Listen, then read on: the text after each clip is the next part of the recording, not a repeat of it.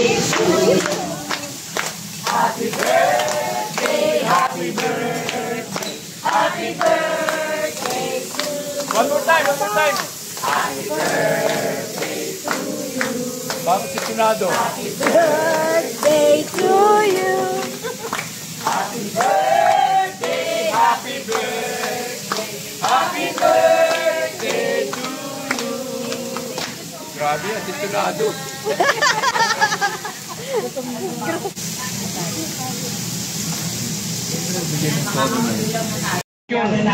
Si Sir Tony.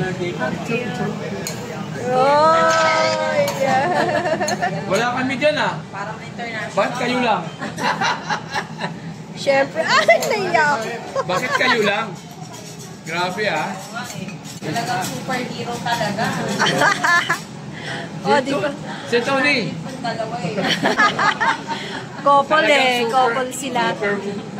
Bakit wala dyan si Iron Man? Ayun si Iron Man oh. Si Pilo. Eh, asan dyan si ano? Si Green Lantern.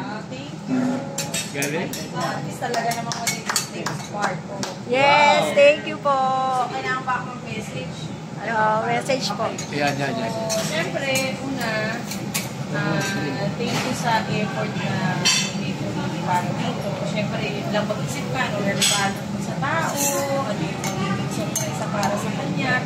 Talagang, siyempre, na-surprise ako dahil hindi lang ako yung superhero, kasama na kayo. Yes! Dahil sabi nga nila, ang pagiging superhero ay hindi lang naman yung sarili mo. Kung hindi pangkalahatan, na lahat tayo ay may kanya-kanyang kaugalian o pananaw sa buhay na pwede tayo maging superhero para sa kapwa natin. Kaya maraming salamat sa inyong regalo at sa lahat ng mga nandito. Malaking galit, kay Di nilagay si Sir Tony. Kay Des, kay Chris Otis, sa inyo po, kay June, kay Romeo, the Vlogger, kay Miss Nelly, kay Consel Salve, kay Miss Benet, tapos si Jack, si Testan, si Herky, at si Ching, at saka yung Testo. Yes. Thank you so much sa effort nito talaga na binigyan niyo ako ng oras kahit na biglaan yung days ng invitation ko. Binigyan niyo ako ng time. Actually, talagang gusto kong i-celebrate yung birthday ko mismong araw. Kaya lang dahil syempre, meron tayong pamilya, meron tayong mga kaibigan, kamag-anak na gusto rin nila akong makasama.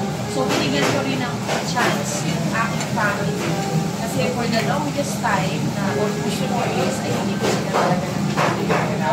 At the same time, hindi ako nalulungkot, hindi maluwag kong tinanggap yung sarili ko na marami pa akong ma-enjoy yung mga bagay at marami pang oras para makatulong.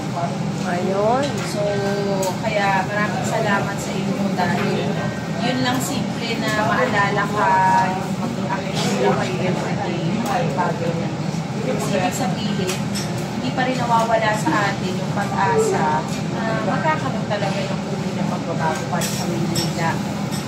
Si Preciolis, Kuya Romy, lahat naman ang ginagawa natin para sa pagpilihan. Kaya huwag nyo sanang ihinto yung inyong mga sarili. Yes. Kahit na halimbawa, busy ako, busy na sir